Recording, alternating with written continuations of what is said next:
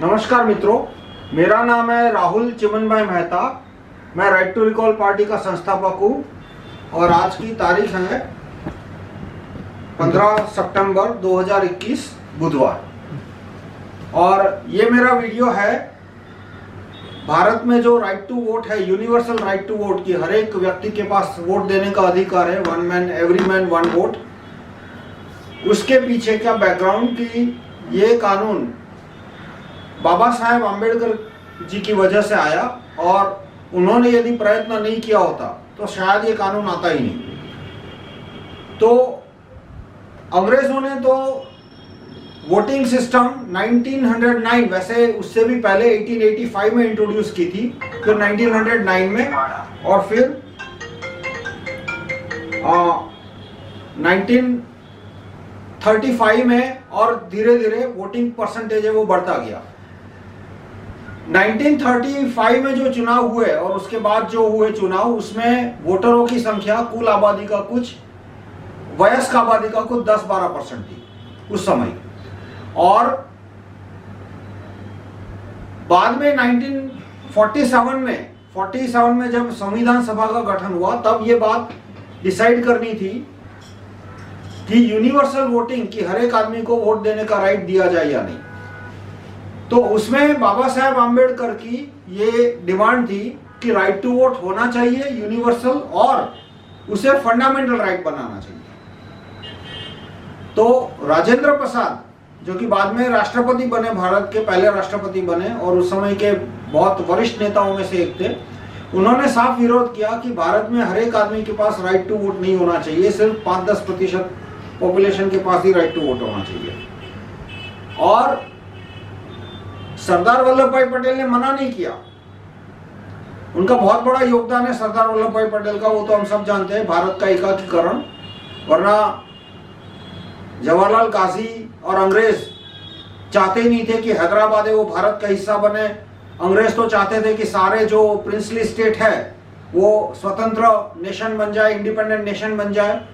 लेकिन उनकी इच्छा के बावजूद भी, उनकी इच्छा के विरुद्ध जाकर सरदार वल्लभ भाई पटेल ने भारत को एक किया। लेकिन जहां तक यूनिवर्सल राइट टू वोट की बात है, उन्होंने उसे फंडामेंटल राइट्स की लिस्ट में नहीं आने दिया। ये कोई पूछेगा कि क्या सबूत है, तो आप 1 सेकंड के लिए इसको पॉज कर लीजिए। ये मैंने 2 टाइनी यूआरएल बनाए हैं, babasaheb2 tinyurl.com, babasaheb1। तो ये कॉन्स्टिट्यूएंट असेंबली जो ओरिजिनल डॉक्यूमेंट है वो ये है कि वहां उन्होंने लिखा है कि while we agree to this clause, we recommend that instead of included in list of fundamental right, it should find a place in other part of the constitution। मतलब फंडामेंटल राइट में नहीं आना चाहिए। और पीछे जो भी कैलकुलेशन रहे हो अलग बात है, लेकिन इसमें बहुत सारे सांसदों का, उस समय के जो सांसद थे उनका ये स्पष्ट मानना था, जैसे राजेंद्र प्रसाद है, राजगोपालाचारी, अनेक बहुत सारे, कि ये फंडामेंटल राइट नहीं बनाना चाहिए।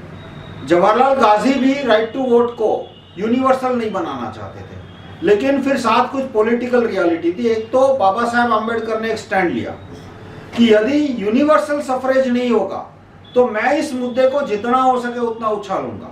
देखो, उनकी संख्या तो एक थी, तो संख्या को तो आराम से ओवर रूल किया जा सकता है, लेकिन यदि मुद्दा बड़े पैमाने पे उछाला जाए और वो पब्लिक में आता है तो फिर उसके बहुत सारे कॉन्सिक्वेंसेस हो सकते हैं। एक कॉन्सिक्वेंसेस क्या था कि उस समय साम्यवादी पार्टी के मेंबर संविधान सभा में नहीं थे, क्योंकि उससे पहले जो चुनाव हुआ उसमें कम्युनिस्ट पार्टी बैन हो गई थी, इसलिए उनके जो सांसद थे वो इलेक्ट ही नहीं हो पाए थे। लेकिन फ्रीडम फाइटर में उनकी बहुत बड़ी संख्या थी। आप काला पानी के कैदियों की लिस्ट देखोगे तो उसमें सबसे ज्यादा सिख मिलेंगे, जो कि कुछ अकाली दल से जुड़े हुए थे, कुछ कम्युनिस्ट पार्टी से जुड़े हुए थे। उस समय काफी सारे सिख थे, वो दोनों पार्टियों से जुड़े हुए थे, अकाली भी और कम्युनिस्ट पार्टी भी। और दूसरा एक बहुत बड़ा लिस्ट आपको मिलेगा जो कि कम्युनिस्ट पार्टी के कार्यकर्ता थे, और उस समय कम्युनिस्ट विचारधारा से जुड़े हुए कार्यकर्ताओं की संख्या भी बहुत बड़ी थी। जैसे महात्मा भगत सिंह है तो वो कम्युनिस्ट साम्यवादी विचारधारा से जुड़े थे, और बहुत सारे कार्यकर्ता थे उस समय। और स्वतंत्रता सेनानियों भी उनकी बहुत बड़ी लिस्ट थी। लेकिन कम्युनिस्ट पार्टी के जो वरिष्ठ नेता थे और इवन मिडिल लेवल के जो नेता थे वो डेमोक्रेसी में नहीं मानते थे। वो आर्म रिवॉल्यूशन और जो जिस प्रकार की सत्ता, ये जिस प्रकार का शासन चाइना में या रूस में था, उस प्रकार का शासन ही भारत में लाना चाहते थे। लेकिन होता क्या कि यदि मान लो नया संविधान आता और उसने सिर्फ 12-15% लोगों को राइट टू वोट दिया होता, तो जवाहरलाल गांधी और दूसरे नेता ने देखा कि भाई कम्युनिस्ट पार्टी इस मुद्दे को उठाएगी और वो बाकी 80-90% के पास जाके उनको विद्रोह के लिए उकसाएगी और उनको बहुत बड़ा बहाना मिल जाएगा, बहुत बड़ा हथियार मिल जाएगा कि देखो भाई तुमको राइट टू वोट भी नहीं दिया। तो इस तरह से बाबा अंबेडकर जी ने कहा कि भाई मैं इस मुद्दे को जितना हो सके उतना पब्लिक में ले जाऊंगा, मीडिया में ले जाऊंगा, कार्यकर्ताओं के बीच ले जाऊंगा यदि आपने सबको राइट टू वोट नहीं दिया तो। और कांग्रेस के अधिकतर लोग तो नहीं देना चाहते थे राइट टू वोट, जैसे जवाहरलाल, ये महात्मा गांधी, वो तो संविधान सभा में नहीं थे लेकिन स्वतंत्रता के बाद कुछ 6 महीने तक वो जीवित रहे। आप उनका कोई भी स्पीच देख लो उस 6 महीने में कहीं भी उन्होंने यूनिवर्सल राइट टू वोट की बात नहीं की है। वो चाहो इसका यूनिवर्सल राइट टू वोट का विरोध नहीं कर सकते, इसलिए वो चाहते क्या थे कि मुद्दे को दबा दिया जाए किसी तरह से। जैसे कि आज के पॉलिटिक्स में देखो कि राइट टू रिकॉल का विरोध करना मुश्किल है, इसलिए बरसों तक इस मुद्दे को दबाए हुए रखा। मेहनत से ये मुद्दा उछल के आया, सामने आया, तो अब धीरे धीरे इस पे किसी तरह का लीपापोती करने की कोशिश हो रही है। तो इस तरह से बाबा साहेब आम्बेडकर ने एक स्टैंड ले लिया था कि इस मुद्दे को मैं मीडिया में, पब्लिक में कार्यकर्ताओं को ले जाऊंगा। और फिर जवाहरलाल गांधी और दूसरे नेता की ये मुद्दा यदि पब्लिक में चला गया और हमने राइट टू वोट को, यूनिवर्सल राइट टू वोट को सपोर्ट नहीं किया, तो फिर साम्यवादी पार्टी को एक बहुत बड़ा मौका मिल जाएगा पूरे देश में आर्म्ड रिवोल्ट, आर्म्ड रेवोल्यूशन लाने का। और उस समय आर्म्ड रेवोल्यूशन की संभावना, कम्युनिस्ट रेवोल्यूशन की संभावना बहुत ज्यादा थी, क्योंकि रूस भारत में कम्युनिस्ट रिवॉल्यूशन लाना चाहता था, चीन भारत में कम्युनिस्ट रिवॉल्यूशन लाना चाहता था, वो सब बड़े पैमाने में मदद करने को तैयार थे और पूरी दुनिया में उस समय कम्युनिस्ट रिवॉल्यूशन का एक बहुत बड़ा माहौल था। और भारत में भी हजारों नहीं लाखों की संख्या में कार्यकर्ता, कम्युनिस्ट पार्टी के और उसकी विचारधारा से जुड़े हुए कार्यकर्ता, वो भी आर्म रिवॉल्यूशन के लिए मौका देख रहे थे। तो ये सब के कारण इनिशिएटिव लिया बाबा साहेब आम्बेडकर ने और कांग्रेस के अनेक वरिष्ठ नेताओं के आधे पौने विरोध के बावजूद भी वो उनको ड्राफ्ट में डालना पड़ा। लेकिन राइट टू वोट को फंडामेंटल राइट नहीं बनाया, यानी कि भविष्य में यदि उसको कमजोर करना हो तो आसान रहे। इसी तरह से राइट टू कंटेस्ट इलेक्शन को भी वो फंडामेंटल राइट बनाना चाहते थे, चुनाव लड़ने का अधिकार, लेकिन उसको भी फंडामेंटल राइट नहीं होने दिया। उसका दुष्परिणाम आप देख सकते हो कि चुनाव लड़ने की प्रक्रिया इतनी जटिल बनाई जा रही है। 26 पेज का फॉर्म भर दिया, ये एफिडेविट भरो, वो एफिडेविट भरो। यदि एक एफआईआर भी है तो अखबार में एडवर्टाइज देना पड़ेगा, टीवी चैनल पे एडवर्टाइज देना पड़ेगा। तो इस तरह से राइट टू कंटेस्ट इलेक्शन को किसी तरह से दबाने की कोशिश की जा रही है। राइट टू वोट क्यों नहीं दबा पाए? क्योंकि एक बार राइट टू वोट आ गया पब्लिक के पास, उसके बाद उसको हटाना मुश्किल था।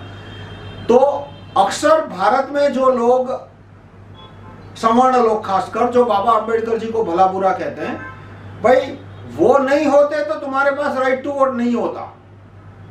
आज 2 पैसे की कीमत है तुम्हारी भारत के पॉलिटिक्स में, वो राइट टू वोट की वजह से। कि जैसे कि लॉकडाउन डाला तो क्यों गरीबों को महीने का 10-20 किलो अनाज मुफ्त के दाम दिया, फोकट के दाम दिया?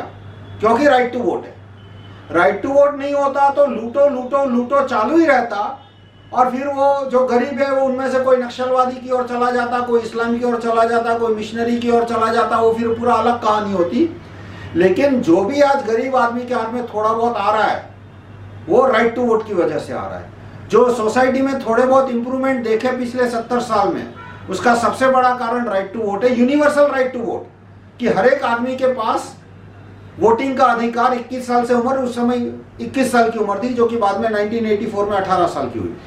लेकिन हर एक आदमी को वोट देने का अधिकार, ये जो भारत के कानून में आया, ये अधिकार, सत्ता आई, उसकी वजह से भारत टिक गया, पूरा बिखर नहीं गया, पूरा टूट नहीं गया।